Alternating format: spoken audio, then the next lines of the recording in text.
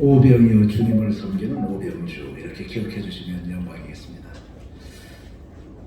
저같이 부족한 사람이 여기 어떻게 무슨 말씀을 올릴지 모르겠습니다만, 오늘 고문으로 몇 분을 모시고, 또 사실은 여기 계신 목사님, 장로님, 여러 성도 여러분 전체가 제가 고문으로 모시고 지도 편달을 받도록 하겠습니다.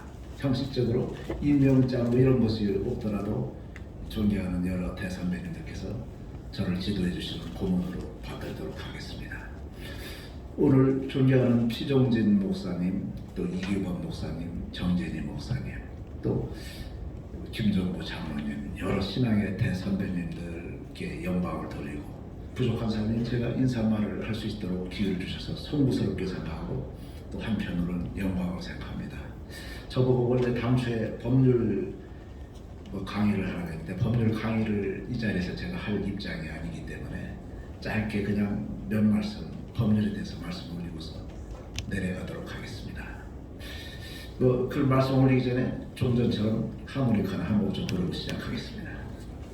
제가 이 하모니카를 호주머니에 넣고 가끔 행사에서 삑삑 불렀더니 어떤 분들이 이거 어린애들 장난감 아니냐 이런 말씀하시는데, 하모니카를 이렇게 부르면 장난감입니다.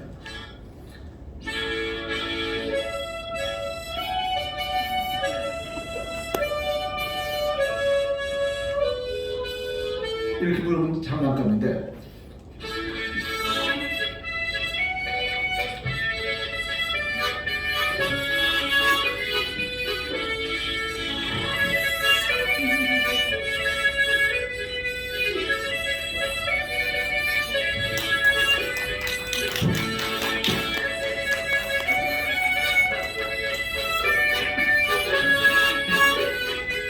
이렇게 하면 이제 어른 악기 비슷하게 변하죠. 그래서 이제 하모니카를 갖고 다니까, 야, 근데 대신에 하모니카는 애들 노래나 하지 어른들 노래나 국악, 아까 목사님도 국악으로 찬송 찬양하지 않았습니까? 국악이나 클래식 가곡 이런 거 하기에는 어려운 악기 하는데, 흉내를 내면 가곡 피아노도 조금 돼요.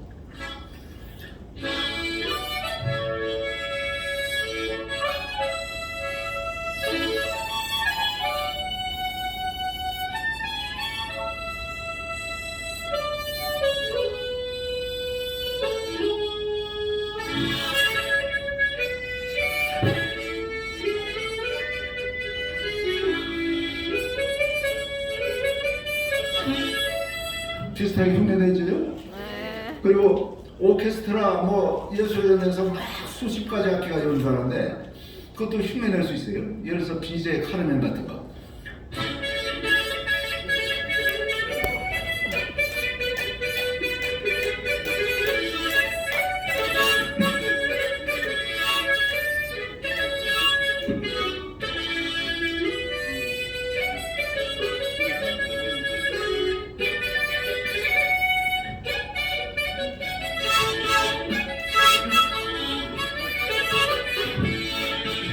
피아노도 비슷하게 흉내낼 수 있고, 교회니까 뽕짝이나 이런 거 하기는 어렵습니다만, 예를 들어서 어르신들 뽕짝도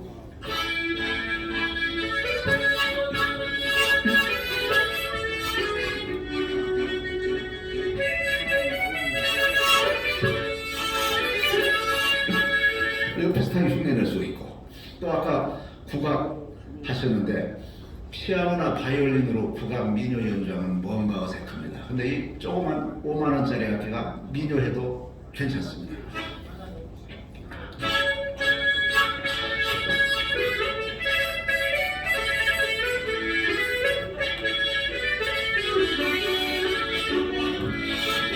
이렇게 되고, 이제 찬송가 짧게 부르면은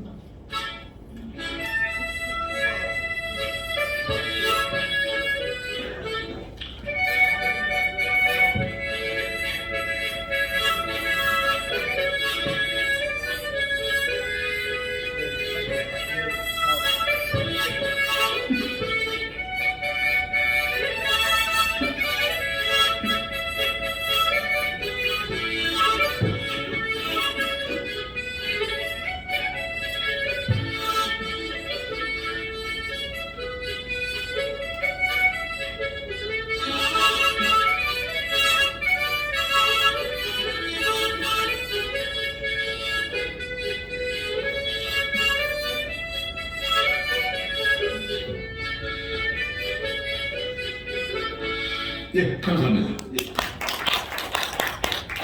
제가 법률 강의를 하겠는데 짧게 그냥 말씀드리면 지금 우리가 이 시간에 우리 피정진 목사님 말씀, 설교 말씀 감동적으로 은혜를 받으면서 듣고 또 이 같은 행사를 할 때도 하나님께서는 쉬지 않고 우리가 허공 중에 물컵 하나도 매달을 수 없는데 수십억 톤 되는 땅들 아까 피정진 목사님께서 말씀하지 않습니까?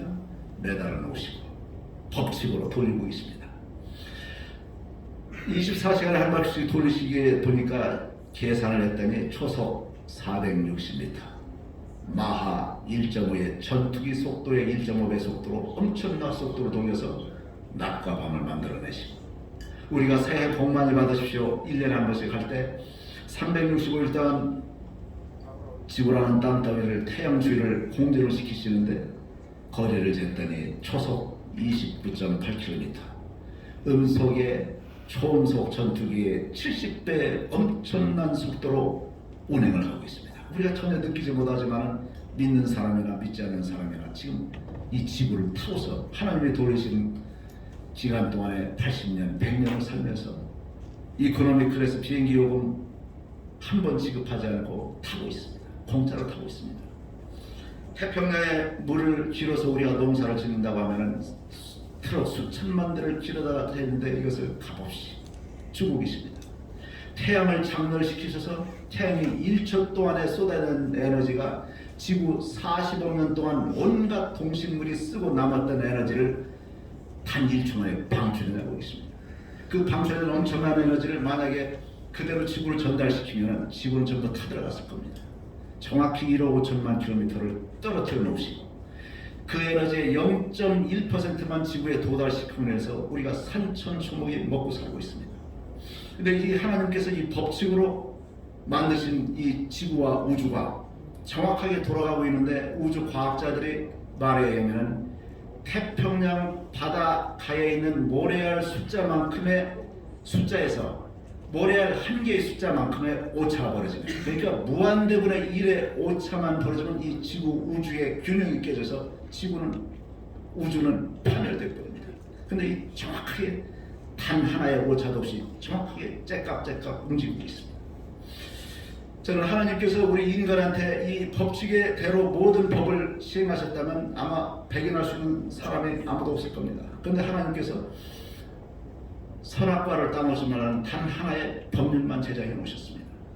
근데 선악과를 따먹지 말라는 것을 저는 어린 시절에 하나님을 믿지 않았기 때문에 하나님께서는 뭐 하려고 선악과를 만들어 놓으시고 그 따먹도록 인간이 해가지고서 죄를 저지르게 하고 이렇게 하셨나, 이상하다 이렇게 생각했는데 하나님을 믿고 보니까 선악과를 따먹지 말라는 법 어기면 인과 법칙에서 대가는 죽음입니다. 사망입니다.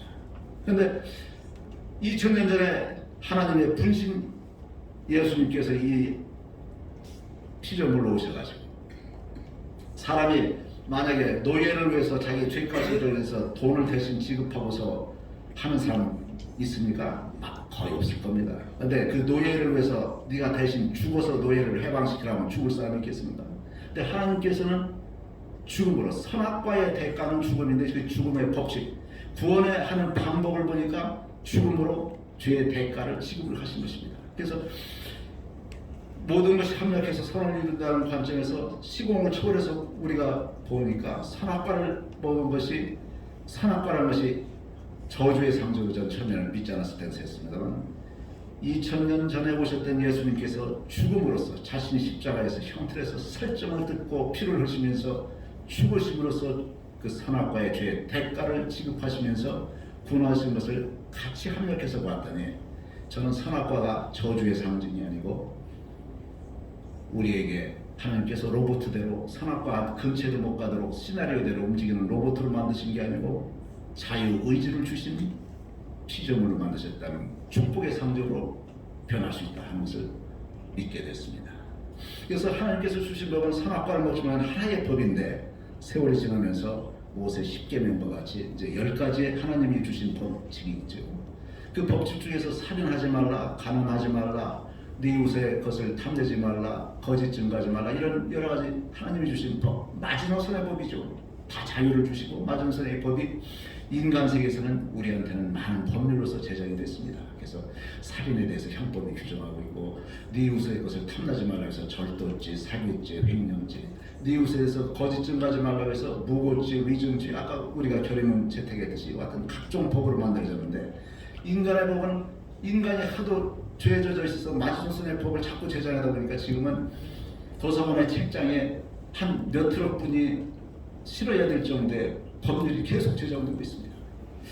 근데 저는 이제 이 법률 여기서 말씀을 더 드릴 수 있는 입장이 아니고, 이제 짧게 매듭을 치면서 법이라는 글자를 보니까 삼수변에 갈 것자 물이 흐르는 것으로 되어 있습니다. 그래서 물이 흐르는 것이 뭐냐? 물은 높은 데서 낮은 데로 흐릅니다. 또 울퉁불퉁한데 물을 채워놓으면 높은 데로 높이 올라가고 낮은 데 낮게 올라가서 하는 것이 아니고 다 평등하게 평평 위에 수평을 했습니다. 그러니까 이 법이 같은 형평, 평등, 또 낮은 곳에 높은 곳에 있는 사람 차별하지 않고 하는 그런 것을 지향하고 있다는 것을 우리가 은유적으로 볼 수 있는데, 우리나라의 역사나 전 세계 역사도 법이라는 것은 삼수변에 갈 것자 물이 낮은 것으로 높은 데서 흐르는 것으로 봐서 우리가 해석을 할 수가 있는데, 우리가 5,000년 역사에 한 930번의 외국 침략과 전쟁을 치렀습니다. 그런데 역사학자들은 우리는 평화를 사랑하는 배달민족이기 때문에 930번의 침략과 전쟁을 치렀으면서도 단 한 번도 남의 나라를 침략하지 않았다, 이렇게 해석을 합니다. 그런데 저는 그 해석이 꼭 틀렸다고는 볼 수 없습니다만, 냉정하게 해석을 하면은 물은 높은 데서 낮은 데로 흐르는데, 우리의 국력의 수위가 낮았을 때, 높은 곳에 있었던 국력의 수위에 나라의 전쟁 세력들이 흘러 들어온 현상이 침략과 전쟁으로 나타난 것이라고 봅니다. 중국이나 일본이 우리나라보다 국력의 수위가 높고 강했을 때 우리를 침략해서 보고 치려고 들어왔습니다. 그래서 이와 같은 것에서 우리가 힘을 길러야 되겠다. 하나님께서 주신 이 신앙의 자유를 보존해야 되겠다.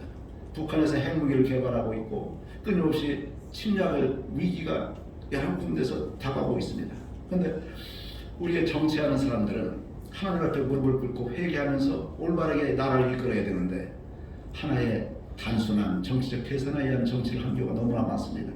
저는 판문점에서 김정은이와 문재인 대통령이 두 손을 맞잡고 이제 한반도에서 핵이 없는 것을 목표로 함을 확인한다, 이 용어를 정확히 보십시오. 그렇게 해서 만세를 부르고, 온 5천만 동포가 이제 전쟁을 사라졌다고 해서 만세를 불렀습니다. 하나님께서는 우리에게 지혜를 강조하시고, 사탄이라는 것은 항상 드라큘라의 모습으로 나타나지 않고 천사의 모습으로 가장에서 나타나고 하는 것을 성경에서 일깨워주고 있습니다. 저는 이 표현이 우리 하나님을 믿고 예수님을 믿는 사람들은 끼어서 기도하면서 깨달아야 됩니다. 그것은 뭐냐면, 깡패가 칼을 들고 목전을 겨누고 있는데, 이 깡패가 내가 이 칼을 내려놓겠다 선언하는 것이 아니고, 내가 이 칼을 내려놓는 것이 목표임을 확인한다. 이게 용어 혼란 전술이죠. 이것을 보고 박수를 쳤어요. 저는 이게 대단히 잘못됐다고 봅니다. 이 정치하는 사람들이 뭐 대화를 통해서 뭐 비핵화를 한다고 어쩐다 이런 소리를 하는데, 이게 전부 우리가 하나님을 믿는 사람들은 여기에 속지 마셔야 됩니다. 전갈이 몸속에 독을 갖고 찌르려고 하고 있어요. 이 전갈을 독을 안 맞는 방법은 전갈을 죽이든지 전갈을 죽이든지 둘 중에 하나밖에 없어요.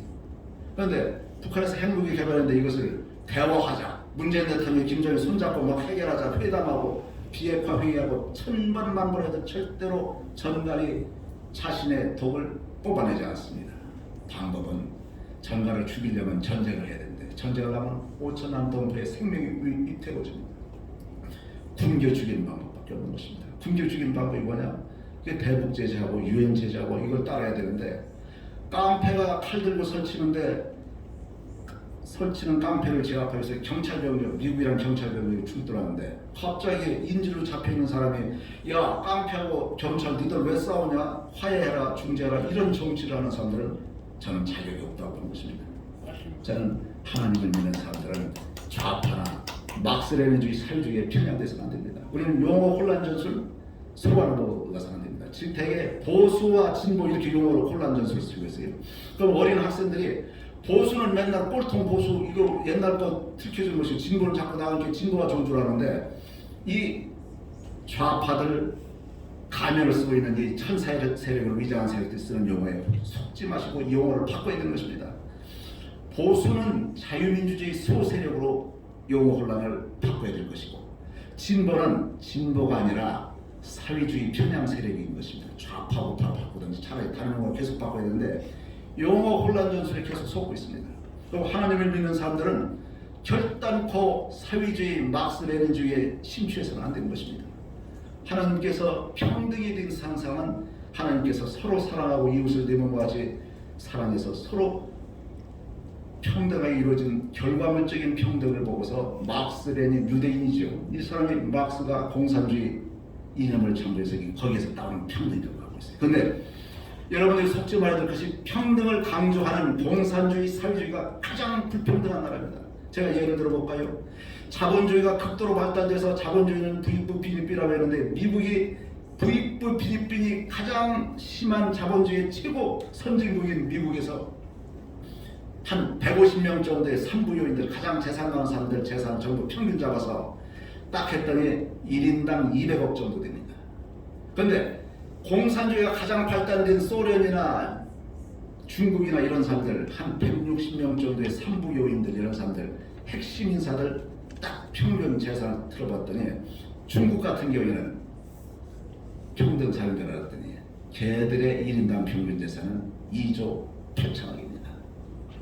공산주의는 17억 인구 전체가 가난하게 빈털터리기를 만들어놓고 이 공산주의 핵심 세력들이 모든 것을 주피는 부익부빈이 가장 극심한 세력이 공산주의 사회주의입니다. 북한도 마찬가지죠. 김정은이 김일성이 1%가 갖고 있는 1%의 재산이 2천만 북한 동포들의 재산 전체를 능가하는 것입니다. 그런데 우리가 정치인들이 우리 기독교인들이 깨어 있어야 되는 것입니다. 햇볕 정치라는 미명하에 아까 피정재 목사님의 동결을 허물어진 현상을 아까 말씀해 주셨어요. 이 햇볕 정책의 미명하에 막 퍼준 것이 바로 불멸하게 돼서 바로 핵무기 개발자가 된 것입니다. 이것에 대해서 누구 한 사람 책임지는 사람이 있습니까? 박근혜 대통령이 최순실을 통해서 뭐 몇십억 걷어들였대서 대통령은 구속되고 탄핵되고 되어 있는데 김정은이 김일성이한테 미국 의회 보고서에 하면 1조 2천억의 비자금을 몰래 갖다 주고 개성공단과 금강산을 통해서 6조 원을 갖다 주고 총 후방 경제 효과까지 다 짜면 26조 원을 갖다 바쳐서 핵무기 개발 자금을 쓰도록 했던 이 정치인들이라는 사람들 단 한 명도 감옥 간 사람이 있습니까? 탄핵된 사람이 있습니까? 저는 우리가 정치를 하는 사람이나 우리 모든 5천만 백성들이 하나님 앞에 무릎을 꿇고 기도하면서 이 사탄의 세력들한테 속아나서는 안 되는 것입니다. 하나님께서는 우리 정치인들이 일반 국민들을 속이는 방법이 하나님께서 원수도 사랑하라고 했으니까 북한의 햇볕 정책에 있어서 많이 퍼줘야 된다 이런 논리를 피우면 우리가 다 그러려니 또 수긍을 합니다. 그런데 하나님께서는 성경에서 다 용서를 하고 70번에 70번씩 용서를 했지만 사탄을 용서하라 한 적이 없습니다. 사탄을 대적해서 이기도 크게 됩니다. 근데 북한을 도우려면 북한 백성에서 이 압제적 밑에 신음하는 2천만 동포를 구출하는 정책을 펴야지. 이 신음하는 백성들을 관리하고 그 집권자들 이 사람들을 도와주는 햇볕 정책 그런 비명에 쓰는 가짜 정책 가짜 사랑 소망 먹어서는 안 되는 것입니다. 예수님의 제자는 성전 밑에서 계속 구걸하는 그 불치병자들 불급병자들 금가운 나에게 놓지만 우리 예수님의 이름으로 하나님의 이름으로 일어나 걸어라. 돈으로서 퍼줘서 구출하는 게 아니라 끌어내서 실질적인 해방을 시키고 구출해냈습니다. 실질적인 통일정책이라는 것은 겉으로 정치인들이 퍼주고 돈 퍼주고 뭐가 코로나 재원지원 거쳐 돈 퍼주고 해서 국민을 속이는 정책이 아니라 진정 어린 사랑을 폈을 때 대한민국의 진실한 통일과 해방을 올 수 있다 저는 생각합니다. 그래서 저는 이제 부족한 사람이